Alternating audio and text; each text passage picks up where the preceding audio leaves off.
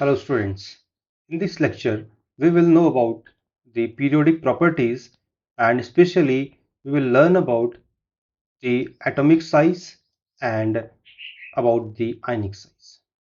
Now first of all we need to understand what are the periodic properties. Periodic property किसे कहते हैं? सबसे पहले इस बात को जानते हैं।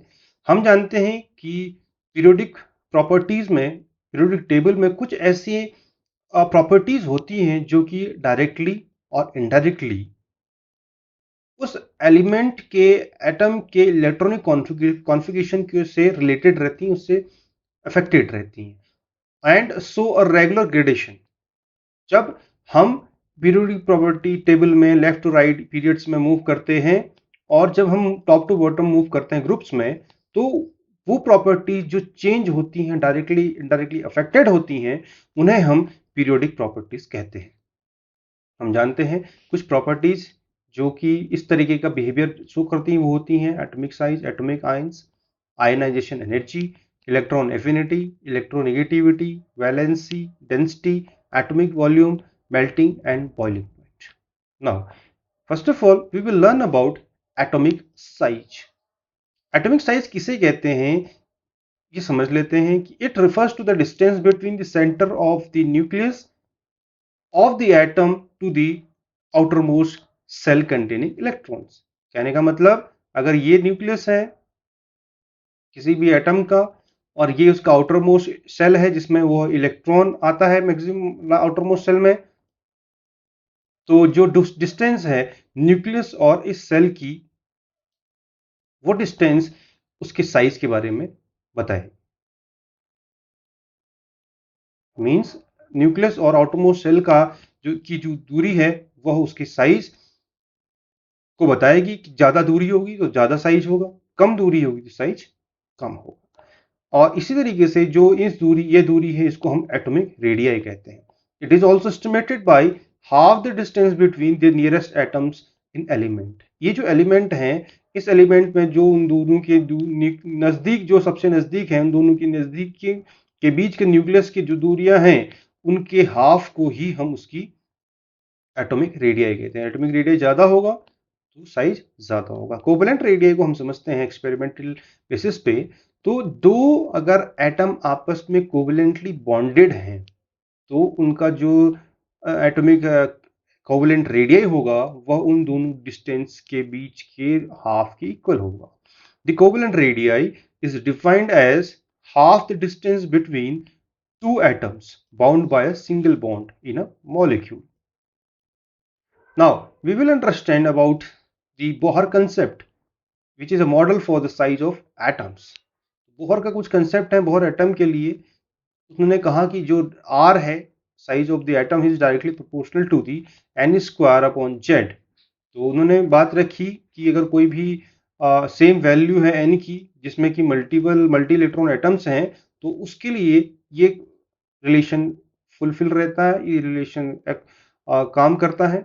और इसी रिलेशन को आगे कन्वर्ट किया गया कि जो रेडियस इफेक्टिव है वो इनवर्सली प्रोपोर्शनल होगा जेड इफेक्टिव के। जो न्यूक्लियर चार्ज है इफेक्टिव न्यूक्लियर चार्ज के इनवर्सली प्रोपोर्शनल होगा। इफेक्टिव न्यूक्लियर चार्ज अगर बढ़ेगा तो डेफिनेटली जो एटॉमिक रेडियाई है वो घटेगा, क्योंकि इनवर्स रिलेशन इसके बीच में है।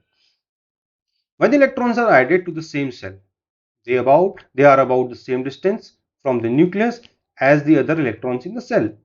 The electrons in the cell with the same n are spread out and do not shield each other from the positive charge of the nucleus very well.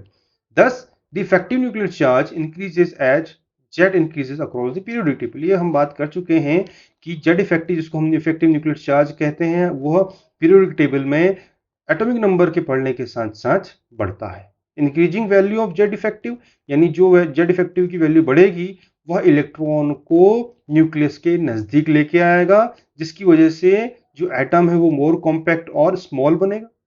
अगर नजदीक दूरियां कम होंगी तो कॉम्पैक्टनेस बढ़ जाएगी। उसका कंक्लूजन क्या निकला कि जो एटॉमिक रेडियाई है किसी भी एटम का डिक्रीज करता है जब हम पीरियड में मूव करते हैं किसी भी एटम के लिए, और सेम वैल्यू एन की बात करते हैं जहां पर ई इफेक्टिव यानी जेड इफेक्टिव जो है वो इंक्रीज करता है। इसको थोड़ा-सा देखने वाली बात है कि किस प्रकार से पीरियड में क्या चेंजेज़ आते हैं वो देखते हैं। लेकिन सबसे पहले हम बात करते हैं जो एल्कली एटम्स होते हैं, अगर हम लिथियम से सोडियम, सोडियम से पोटेशियम जा रहे हैं, 3 हमारे पास एटम्स हैं समझने के लिए, इन तीनों को समझते हैं। हमने कहा कि valence electron lies in an increasingly larger S orbital. S orbital में है अंतिम जो इलेक्ट्रॉन है, लेकिन उसके लिए एस में तो इलेक्ट्रॉन जा रहा है, लेकिन नंबर ऑफ सेल्स क्या हो रहे हैं, इंक्रीज कर रहे हैं। अब सबके लिए इफेक्टिव न्यूक्लियर चार्ज सेम होगा क्योंकि जो जेड की वैल्यू है वो उसी रेस्पेक्ट में बढ़ रही है, और रेस्पेक्ट में बढ़ रही है, लेकिन distance between the nuclei and outermost electrons are increasing, तो साइज इसमें बढ़ेगा। The shielding means that each electron valence in effect feels +1 charge from the nucleus, क्योंकि effective nuclear charge सबके लिए +1 है। This occurs for a highly exciting valence electron. Otherwise, the shielding makes the scene charge is higher than +1. अब बात करते हैं relation, correlation, atomic radius का correlation. General rules क्या बोलते हैं कि the size of an atom decreases in a row में जाने पर साइज कम होता है। As the nuclear charge increase, definitely nuclear charge बढ़ रहा है तो साइज क्या हो रहा है, कम हो रहा है, एटॉमिक साइज कम हो रहा है। And the size of the atom increases in the column, तो साइज बढ़ेगा कब, nuclear charge, as nuclear charge increase. लेकिन यहाँ पे क्या हो रहा है कि जो size of the atom increases की हम बात कर रहे हैं कॉलम में, न्यूक्लियर चार्ज इंक्रीज ना होकर लगभग वो सेम रहता है, और डिक्रीज ना होकर वो लगभग वो सेम रहता है। ये एक सिंपल सा कंसेप्ट है। अब यहाँ पे हम देखते हैं डिक्रीज करता है जब हम लेफ्ट टू राइट मूव करते हैं, और इंक्रीज करता है जब हम टॉप टू बॉटम मूव करते हैं। ऐसा क्यों होगा? बिकॉज दो चीजें हम ध्यान में रखते हैं। पहली बात, प्रिंसिपल क्वांटम नंबर। अब यहाँ देख रहे हैं हम सेम इलेक्ट्रॉन्स सेम सेल में जा रहे हैं, लेकिन इसके quantum numbers, principal quantum numbers बढ़ रहे हैं, एन की वैल्यू बढ़ रही है। लिथियम से अगर हम सीजियम की तरफ जाएं तो एन की वैल्यूज बढ़ेगी, तो एन की वैल्यूज बढ़ रही हैं, नंबर ऑफ इलेक्ट्रॉन्स क्या हो रहे हैं, सेम है, same outermost same shell में है, लेकिन एन की बढ़ने की वजह से इसका साइज बढ़ रहा है। दूसरा केस, हमारे पास इफेक्टिव न्यूक्लियर चार्ज का कंसेप्ट है। इफेक्टिव न्यूक्लियर चार्ज कैसे काम आएगा, देखते हैं हम। जब हम देख रहे हैं लिथियम से फ्लोरीन या नियोन की तरफ जाने पर इफेक्टिव न्यूक्लियर चार्ज डिक्रीज हो रहा है। जब इफेक्टिव न्यूक्लियर चार्ज इंक्रीज हो रहा है, तो इफेक्टिव न्यूक्लियर चार्ज इंक्रीज होने के साथ साथ इसका साइज कम होगा, क्योंकि न्यूक्लियर चार्ज जो है वो आउटर मोस्ट इलेक्ट्रॉन को अपनी तरफ खींच के रखेगा, तो साइज कॉम्पैक्ट होगा और छोटा हो जाएगा। ये इसका कंसेप्ट है। दो कंसेप्ट से हम इस एटॉमिक साइज की को एक्सप्लेन कर सकते हैं पीरियड्स और ग्रुप्स में। अक्रॉस अ पीरियड एग्जांपल ले लेते हैं इसका, कि अगर हम पीरियड में मूव कर रहे हैं पीरियोडिक टेबल के, तो क्या होगा, nuclear charge, effective nuclear charge बढ़ेगा, but number of core electrons stay the same, so effective nuclear charge increases. Nuclear charge increase कर रहा है, इफेक्टिव न्यूक्लियर चार्ज बढ़ेगा, while shell remain the same. तो उससे क्या होगा, electron drawn closer to the nucleus. अब न्यूक्लियस के नजदीक इलेक्ट्रॉन आ जाएंगे तो डिस्टेंस अपने आप ही कम हो जाएगी, एटॉमिक साइज कम हो जाएगा। एग्जाम्पल देखते हैं, सोडियम हमारे पास है। दूसरा एग्जाम्पल हमारे पास मैग्नीशियम। सोडियम जो है उसका आउटर मोस्ट इलेक्ट्रॉन 3s में जा रहा है, मैग्नीशियम में भी आउटर मोस्ट इलेक्ट्रॉन 3s में जा रहा है। सेल सेम है, इफेक्टिव न्यूक्लियर चार्ज हल्का सा बढ़ेगा, जिसकी वजह से क्या हो रहा है, इसका साइज छोटा हो जाए। एक सोडियम का 1.91 और मैग्नीशियम का 1.60। डाउन अ ग्रुप में अगर मूव करते हैं, more distant electron shell occupy while effective nuclear charge same. क्या होगा इस केस में, एटॉमिक साइज बढ़ेगा।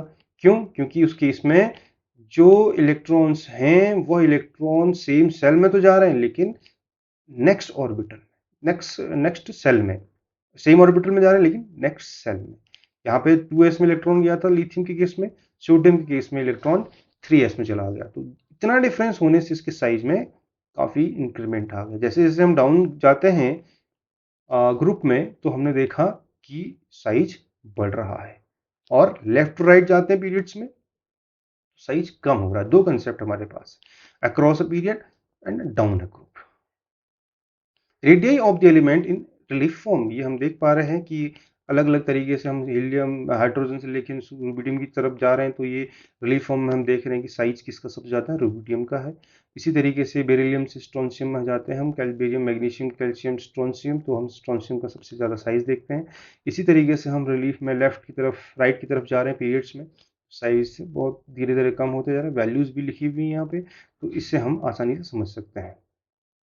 एक तरफ इंक्रीज करता है रेडिया, एक तरफ डिक्रीज करता है। यहाँ भी देखेंगे हम अक्रॉस अ पीरियड डिक्रीज कर रहा है, ये हम जा रहे हैं दूसरे हाइड्रोजन से लिथियम की तरफ, तो लिथियम यानी ग्रुप में हम चले गए, तो हमने देखा कि इंक्रीज करता है, लिथियम से सोडियम में चले गए दूसरे ग्रुप में, इंक्रीज करेगा। ये हम इंक्रीज वाले केस में देख रहे हैं साइज की। लेकिन जैसे जैसे हम पीरियड्स में जा रहे हैं, लिथियम से फ्लोरीन की तरफ या डिक्रीज कर रहा है, यहाँ से सोडियम से क्लोरीन की तरफ डिक्रीज कर रहा है, पोटेशियम से लेके आगे बढ़ रहे हैं हम, तो वो डिक्रीज कर रहा है। तो एटॉमिक साइज जो है आयनिक एटॉमिक रेडियस के साथ साथ बढ़ते घटते जाता है, तो निर्भर करता है कि वो हम लेफ्ट टू राइट जा रहे हैं क्या टॉप टू डाउन जा रहे हैं, top to bottom. Ionic size, अब दो अलग अलग बातें हैं एटॉमिक साइज और आयनिक साइज में। ध्यान देने वाली बात, सबसे पहले हम देखते हैं आयंस किसे कहते हैं। आयंस उसे कहते हैं an atom can be change to the cation by loss of electrons, यानी कोई भी एटम जब एक इलेक्ट्रॉन का लॉस करता है वो कैटायन में कन्वर्ट हो जाता है, और एक इलेक्ट्रॉन का गेन करता है वो एनाइन कहलाता है। कोई भी एक एटम जो इलेक्ट्रॉन का लॉस करता है कैटायन कहलाया जाएगा, जो गेन करेगा उसको हम एनाइन कहेंगे। तो cation is always smaller than the parent atom, तो जो कैटायन होता है वो जो पेरेंट एटम है उससे छोटा होता है, और एनाइन जो होता है वो पेरेंट एटम से बड़ा होता है। देखने वाली बात कि क्यों, कारण क्या है, because during its formation effective nuclear charge increases.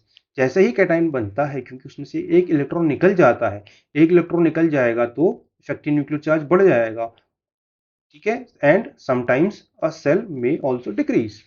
On the other hand the size of the A9, जो हमने कहा था कि साइज एनाइन का वो बढ़ जाएगा पेरेंट एटम से, क्योंकि इफेक्टिव न्यूक्लियर चार्ज जो है it's formation effective nuclear charge decreases. जब एनाइन बनता है तो उसमें इफेक्टिव न्यूक्लियर चार्ज कम हो जाएगा। पहले एग्जांपल इसका देखते हैं, मैग्नीशियम 2 पॉजिटिव, इसने क्या किया, इलेक्ट्रॉन को लूज किया, क्या हुआ उससे, इलेक्ट्रॉन जो है कोर इलेक्ट्रॉन एक्सपोज्ड हो गए, तो क्या हुआ, जो एटम था वो टाइटली बाउंड हो गया, मतलब न्यूक्लियस और आउटर मोस्ट इलेक्ट्रॉन के बीच की दूरी कम हो गई, तो साइज डेफिनेटली कम हो गया, किससे, मैग्नीशियम की, जो इसके पेरेंट एटम था।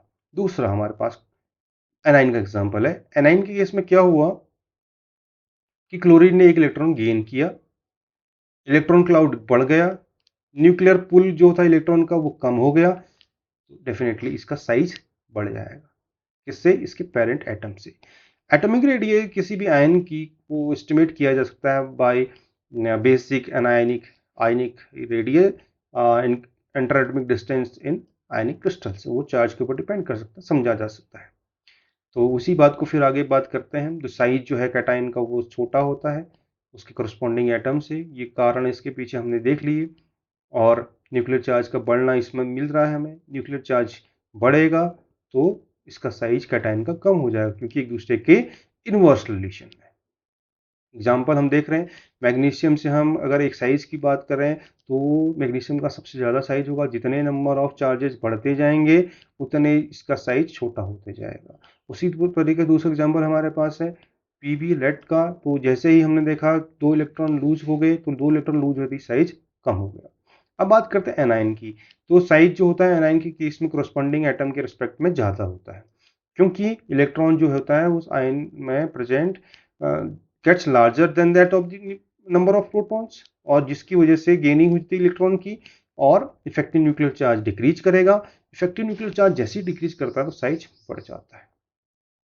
यहाँ पे देखेंगे नेगेटिव चार्ज डायरेक्टली प्रोपोर्शनल है साइज ऑफ द एनाइन को, तो साइज ऑफ द एनाइन तब बढ़ेगा जब नेगेटिव चार्ज बढ़ जाएगा। तो दो एग्जांपल, दो कंसेप्ट कैटायन और एनाइन के केस में। यहाँ पे हमने ऑक्सीजन का एग्जांपल देख लेते हैं। ऑक्सीजन के पास 2 नेगेटिव चार्ज हैं, तो 2 नेगेटिव चार्ज होते ही उसका साइज बढ़ गया, एक नेगेटिव चार्ज होते ही साइज बढ़ गया, जिसमें कोई चार्ज नहीं है उसका साइज एज इट इज का, मीन्स ये है हमारे पास कॉरस्पॉन्डिंग एटम, इसके रेस्पेक्ट में जैसे जैसे चार्ज नेगेटिव का बढ़ते जाता है तो साइज बढ़ते जाता है। आइसोइलेक्ट्रॉनिक सीरीज की हम बात करते हैं। इसके केस में थोड़ा साइज को हम समझ लेते हैं कि क्या फर्क पड़ता है। आइसोइलेक्ट्रॉनिक आयंस और स्पेसीज जो होते हैं वो न्यूट्रल एटम हो सकते हैं, कैटाइंस हो सकते हैं, एनाइंस हो सकते हैं, डिफरेंट डिफरेंट एलिमेंट्स की, which have the same number of electrons, क्योंकि उनके लिए जो नंबर ऑफ इलेक्ट्रॉन्स है वो क्या सेम है, लेकिन उनका जो चार्ज है वो अलग अलग है। The size of the isoelectronic species depends upon their nuclear charge, वो डिपेंड करता है न्यूक्लियर चार्ज के ऊपर।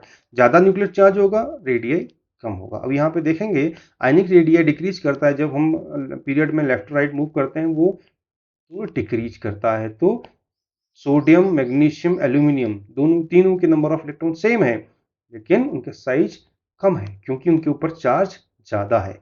ये थोड़ा समझने वाली बात है कि एक के ऊपर एक पॉजिटिव चार्ज है, दूसरे में दो पॉजिटिव चार्ज है, तीसरे में तीन पॉजिटिव चार्ज है, तो number of positive charge increases and the electronics series size decreases. जैसे जैसे देखो नंबर ऑफ चार्जेस क्या हो रहे हैं, बढ़ रहे हैं, तो ये number of electronic size decrease हो रहा है, क्योंकि ये इनवर्स रिलेशन है। Radius generally increases down a group and decreases from left to right across a period. तो ये भी हम पहले से कहते आ रहे हैं, इसमें भी वही फर्क पड़ रहा है और यहाँ पे नंबर ऑफ चार्ज के ऊपर वो डिपेंड कर रहा है। Cations are generally smaller than their parent atoms and anions are greater than larger than their parent atoms. Smaller और ग्रेटर हैं, हमने ये पहली बात कर ली है इस कैटाइंस के केस में। तो this is the simple concept which can be understood by anyone to understand the size of the atom and size of the anion cation, जिसको हम बोलते हैं आयनिक साइज। तो दो तरीके से दोनों बातों को हम पीरियोडिक टेबल्स के माध्यम से समझ सकते हैं, जिसके मेन कंसेप्ट है कि उसका प्रिंसिपल क्वांटम नंबर क्या है, सेल कहाँ पे है, कहाँ पे इलेक्ट्रॉन हो रहा है। दूसरा कंसेप्ट है इफेक्टिव न्यूक्लियर चार्ज। अगर हमें दो कंसेप्ट समझ में आ जाते हैं तो हम पीरियोडिक टेबल्स में आसानी से समझ पाएंगे कि किस प्रकार से चेंजेस आते हैं। ये है हमारे पास पीरियड्स और ये है नीचे को है ग्रुप्स। तो इस लेक्चर में इतना ही। If you like this topic and lecture, just forward this video to your near and dear ones, and thanks for watching.